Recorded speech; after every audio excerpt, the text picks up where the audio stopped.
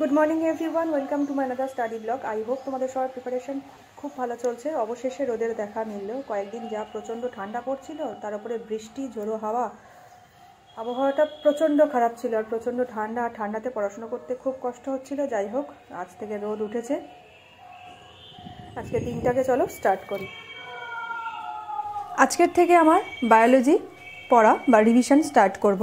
5 দিন বায়োলজি পড়ব। বায়োলজির চ্যাপ্টারটা একটু বেশি। ফিজিক্সে যেরকম 12টা মতো চ্যাপ্টার পড়েছিলাম, সেটা পড়লেই কমপ্লিট হয়ে গেছিলো ফিজিক্সটা, কিন্তু বায়োলজিতে হবে না। বায়োলজিতে একটু বেশি চ্যাপ্টার আছে, সেগুলো পড়তে হবে। আর বায়োলজি থেকে ভালো প্রশ্ন আসে, কারণ WBCS প্রিলিমসে বায়োলজি থেকে প্রশ্ন অনেকগুলো এসেছিলো।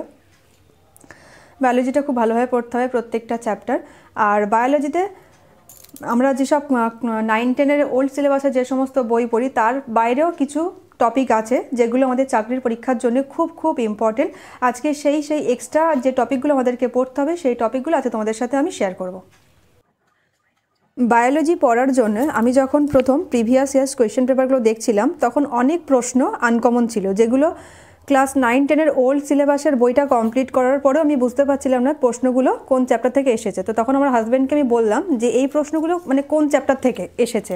তখন আমার হাজব্যান্ড বললো যে এগুলো ক্লাস 9-10-এর বইয়ের থেকে পাওয়া যাবে না, এগুলো এক্সট্রা কিছু টপিক, যেগুলো বিভিন্ন জায়গা থেকে, বিভিন্ন বই থেকে অ্যারেঞ্জ করতে হয়। সব বইয়ে থাকে না সব টপিক। তো আমি টপিকগুলো বলবো তোমাদেরকে, যদি তোমাদের ইম্পর্টেন্ট মনে হয় তোমরা তাহলে খাতায় লিখে নিও। আমি স্লোলি বলবো এই টপিকগুলো। প্রথম 1 নম্বর যে টপিকটা আমি পড়বো সেটা হচ্ছে পরিবেশগতভাবে বিভিন্ন ধরনের উদ্ভিদ, যেরকম হাইড্রোফাইট, হ্যালোফাইট, মেসোফাইট। হাইড্রোফাইট হচ্ছে শাপলা, পদ্ম, কচুরিপানা। হ্যালোফাইট হচ্ছে সুন্দরী গরান। এই সমস্ত পরিবেশগতভাবে বিভিন্ন ধরনের উদ্ভিদগুলো আমাদের একটু পড়তে হবে। এগুলো খুব খুব ইম্পর্টেন্ট। তোমরা সপুষ্পক উদ্ভিদ, অপুষ্পক উদ্ভিদের উদাহরণগুলো একটু দেখে নিও একসাথে। 2 নম্বর টপিকে আমি পড়ব কিছু ফল এবং তাদের ভক্ষিত অংশ। এটা পরীক্ষাতে আসে, খুব ইম্পর্টেন্ট, যে আপেল, নাশপাতি আমরা কোন অংশ খাই? মাংসল, থ্যালামাস। ডুমুর, নারকেল, কমলালেবু, সরিষা, এগুলোর কোন অংশ আমরা খাই? তো এর টপিকটা হচ্ছে কিছু ফল এবং তাদের ভক্ষিত অংশ। আমরা যে অংশগুলো খাই, যে ফলের আমরা কোন কোন অংশগুলো খাই, সেগুলো একটু মনে রাখতে হবে। এটা হচ্ছে সেকেন্ড টপিক। থার্ড হচ্ছে বিভিন্ন খাদ্যবস্তু, সবজি ও ফলে যে অ্যাসিড থাকে, যেরকম আপেল বা শসাতে ম্যালিক অ্যাসিড, তেঁতুল, আঙুর, টার্টারিক অ্যাসিড, এগুলো খুব ভালোভাবে পড়তে হবে। তাহলে এটা হচ্ছে 3 নম্বর টপিক। 4 নম্বর টপিক হলো উদ্ভিদের যে অংশ থেকে পাওয়া যায়, যেরকম লঙ্কা, এলাচ, গোলমরিচ ফল, হলুদ হচ্ছে গ্রন্থিকাণ্ড, লবঙ্গ ফুলের মুকুল। এইগুলো একটু মুখস্থ করতে হবে। এটা হচ্ছে 4 নম্বর টপিক, যেটা হচ্ছে উদ্ভিদের যে অংশ থেকে পাওয়া যায়। আমি যে টপিকগুলো বলছি, যদি তোমাদের অসুবিধা হয় তাহলে তোমরা কমেন্টে বলো, আমি লিখে দেব। 5 নম্বর টপিক হলো উদ্ভিদের বিভিন্ন কণ্টক, যেরকম পত্রকণ্টক হচ্ছে ফণিমনসা, খেজুর, শিয়ালকাটা, মুকুল কণ্টক, উপপত্র কণ্টক, কুল। এইগুলো একটু মনে রাখতে হবে। সকালের পড়া কমপ্লিট করে এখন চলে এসেছি রান্না করতে। রান্না বসিয়েছি, এটা সবজির তরকারি।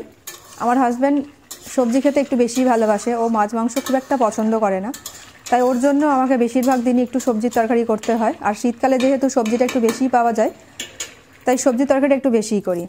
সবজির তরকারি হয়ে গেছে,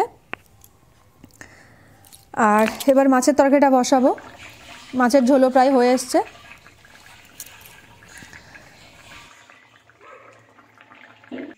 রান্না করে স্নান সেরে পুজো দিয়ে খেয়ে এখন আবার পড়তে বসেছি। হাজব্যান্ডও অফিস চলে গেছে।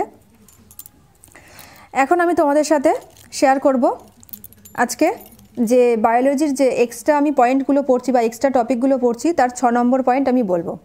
এখানে 6 নম্বর পয়েন্ট হচ্ছে প্রাণী ও উদ্ভিদের নিষ্ক্রিয় অঙ্গের তালিকা।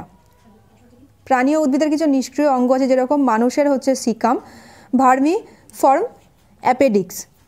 তারপরে মানুষের আরেকটা আছে লেজের অস্থি, অনুত্রিকাস্থি, কক্রিস।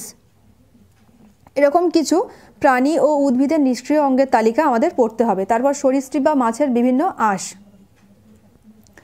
2 নম্বর পয়েন্ট, মানে আজকে 7 নম্বর পয়েন্ট। 8 নম্বর পয়েন্ট হচ্ছে বিভিন্ন সাপের বিষ। তারপরের পয়েন্ট হচ্ছে পতঙ্গের কতগুলো হরমোন, যেরকম হচ্ছে পতঙ্গের খোলস নির্বাচনের সহায়তা করে এগডাইশন হরমোন। পতঙ্গের জীবনের নিম্ফ নামক দশাটির বৈশিষ্ট্য নিয়ন্ত্রণ করে হচ্ছে জুভেনাইল হরমোন। এই সমস্ত হরমোনগুলো একটু পড়তে হবে।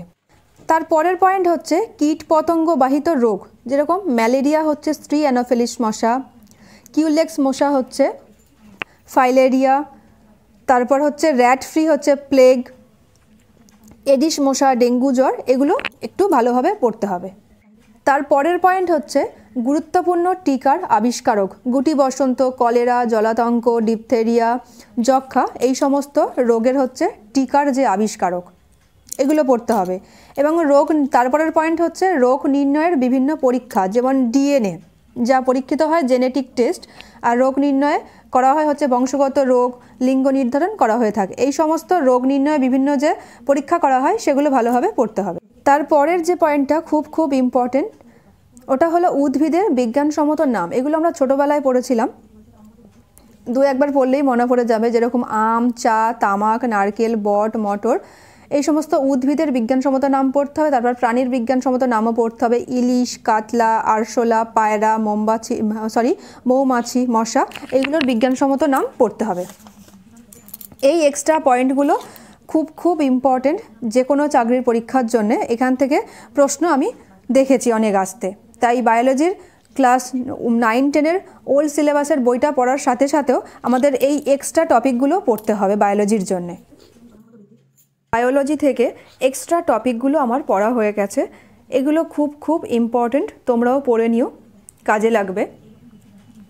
এক্সট্রা টপিকগুলো পড়ে এখন আমি পড়ব জননের চ্যাপ্টার, জনন বা রিপ্রোডাকশন। এটা চাকরির পরীক্ষার জন্য খুবই ইম্পর্টেন্ট। আমার বায়োলজি থেকে যে চ্যাপ্টারগুলো খুব ভালোভাবে মুখস্থ আছে সেগুলো আমি পরে রিভিশন দেবো, এবং যেগুলো আমার একটু অসুবিধা হয় বা কম পড়া আছে আমি সেই চ্যাপ্টারগুলো আগে পড়ে ফেলবো। তো জননটা আমি আগে সেরকমভাবে পড়া হয়নি, দু একবার পড়েছিলাম, একদমই মনে নেই, তাই জননের চ্যাপ্টারটা আজকে প্রথমে পড়ব। জনন থেকে জননের সংজ্ঞা, তারপর জনন সংক্রান্ত কয়েকটা সংজ্ঞা পড়তে হবে, যেমন গ্যামেট, রেণু, সিনগ্যামি, নিষেক, সংযুক্তি, এগুলোর সংজ্ঞাগুলো একটু পড়তে হবে। তারপর জননের প্রয়োজনীয়তা, কনসেপ্ট ক্লিয়ার করার জন্য প্রত্যেকটা জিনিস খুব ভালোভাবেই পড়তে হবে, কারণ এখন যেহেতু প্রত্যেকটা পরীক্ষাতে হচ্ছে খুব ডেপথে প্রশ্ন দিচ্ছে, খুব হার্ড প্রশ্ন আসছে, তাই প্রত্যেকটা সাবজেক্টের হচ্ছে কনসেপ্ট আমাদের ক্লিয়ার করতে হবে। তারপর পড়ব হচ্ছে জননের প্রকারভেদ, অঙ্গজ জনন, অযৌন জনন, যৌন জনন, অপুংজনী জনন। এই যে প্রত্যেকটা জননের উদাহরণগুলো খুব ভালোভাবে পড়তে হবে, যেমন অঙ্গজ জননের উদাহরণ, অযৌন জননের উদাহরণ, যৌন জননের উদাহরণ, তারপর অপুংজনী, এইগুলোর উদাহরণগুলো খুব ভালোভাবে পড়তে হবে। আজকের মতো বায়োলজি পড়া কমপ্লিট করে এখন একটু উঠলাম, সন্ধ্যেবেলা মিষ্টি দিয়ে একটু টিফিন করব। টিফিন করে এখন আবার একটু পড়তে বসেছি। এখন পড়ব কারেন্ট অ্যাফেয়ার্স। কারেন্ট অ্যাফেয়ার্সের আজকে যে টপিকটা পড়বো সেটা হচ্ছে 19তম এশিয়ান গেমস 2023। টপিকটা বিভিন্ন চাকরির পরীক্ষার জন্য খুব ইম্পর্টেন্ট। তোমরা হচ্ছে কারেন্ট অ্যাফেয়ার্স আপডেটেড এই চ্যানেলটা থেকে, ইউটিউব চ্যানেল থেকে 19তম এশিয়ান গেমস এই টপিকের নোটসটা রেডি করে নিও। আজকের ভিডিওটা এই পর্যন্তই। আমার ভিডিওগুলো যদি তোমাদের ভালো লেগে থাকে তাহলে প্লিজ লাইক করো, কমেন্ট করো, শেয়ার করো, সাবস্ক্রাইব করো। টাটা।